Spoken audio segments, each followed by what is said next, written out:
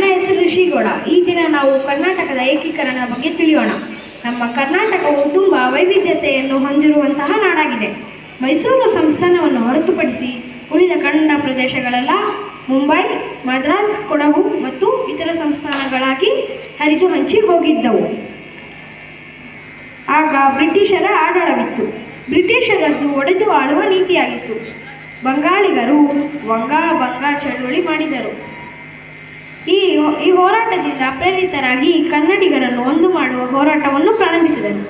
ಕೆಂಗಲ್ ಹನುಮಂತಯ್ಯನವರು ಮೈಸೂರನ್ನು ಒಳಗೊಂಡು ಕರ್ನಾಟಕ ರಾಜ್ಯ ನಿರ್ಮಾಣವಾಗಬೇಕೆಂದು ಗೊತ್ತುವಳಿಗೆ ತಿದ್ದುಪಡಿ ತಂದರು. ಬೇರೆ ಬೇರೆ ಪ್ರಾಂತ್ಯಗಳಲ್ಲಿ ಹಂಚಿ ಹೋಗಿದ್ದ ಕನ್ನಡಿಗರು 1956 ನವೆಂಬರ್ 1ರಂದು ಒಂದೇ ರಾಜ್ಯದ ಆಡಳಿತದ ವ್ಯಾಪ್ತಿಗೆ ಬಂದರು. ಆಗ ಅದನ್ನು ಮೈಸೂರು ರಾಜ್ಯ ಎಂದು ಕರೆಯಲಾಯಿತು. 1973 ನವೆಂಬರ್ 1ರಂದು ಅನೇಕ ಹೋರಾಟಗಾರರು ಸೇರಿ ಅಂದಿನ ಮುಖ್ಯಮಂತ್ರಿಗಳಾಗಿದ್ದ ಡಿ ದೇವರಾಜ ಅರಸ್ರವರು ಮೈಸೂರು ರಾಜ್ಯಕ್ಕೆ ಕರ್ನಾಟಕ ಎಂದು ಮರುನಾಮಕರಣ ಮಾಡಿದರು. ಹರಿ ಓಂ. ಧನ್ಯವಾದಗಳು.